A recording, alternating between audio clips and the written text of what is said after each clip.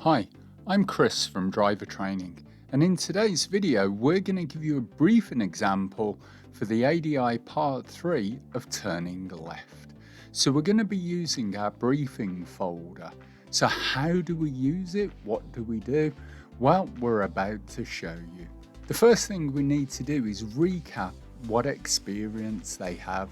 Have they done it before? Have they done anything similar? If they have, then we can use the key questions at the bottom of the page. This then makes it interactive. You can get the pupil involved by asking them questions about their knowledge of the subject. The next thing we need to do are the goals. So by the end of today's lesson, you should be able to identify a minor road on the left, apply the MSPS GL routine, make a left turn from a major to a minor road under control with the due regard for the safety of other road users. So then comes the middle section. How do we do it? Well, the first thing we do, we need to identify the road on the left. So there could be road signs, like we can see with the triangle in the bottom left corner.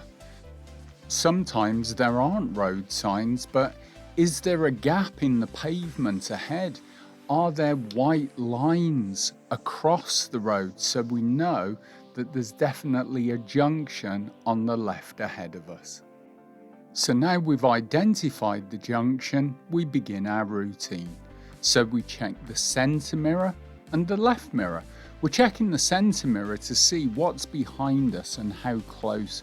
Because if we've got another vehicle that's really close behind us, we could come off the gas early, we could signal a little bit earlier, we could even use the brakes, but only very gently so that the brake lights came on and the vehicle behind backed away from us rather than come up to the junction and then us just slap our brakes on.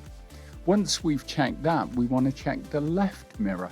Is anything coming up the inside of us? Scooters, e-bikes, motorbikes, we need to know it's clear before we decide what we're going to do. Then, once that we've seen it's clear, we want to put our signal on. And that lets everybody know what we're going to intend to do. We don't want to do it too early so it looks like we're pulling up on the left. But then again, we don't want to do it just as we get to the junction. Now then is our position. Well, our position is just normal driving position. Or if it's quite a wide lane, we may want to just stay slightly to the left. Then comes our speed. Now generally for a left turn, we want to be under 20 miles an hour, so 15, perhaps even 10 miles an hour. Depends on how sharp the corner is, depends whether you can see around it clearly to know what's there. If it's kind of a blind or a closed turn, you may want to go even slower. Once we've brought our speed down, that's where we want to then change into gear. So second gear and bringing the clutch up, which gives us engine braking then. So this is where the benefit of adding the G into MSPSL, so it becomes MSPSGL comes in. This way we know they're in the correct gear. They're not going to go round in third with the car pulling them. They're not going to go round coasting with the clutch down. So by adding this in, there's nothing that your pupil can then do on the part 3 that you won't be able to spot by using this routine. But you may want to adapt it for your own car because some cars with 6 or 7 gears may be able to do that corner in third. So remember, this is just a rough guide, but adapt it to the needs that your car has. So that then leaves us with look. So what we want to do is look at the corner and the point of turn so that your learner knows exactly when they need to turn. They need to look into the road if they can to see, are there any pedestrians crossing?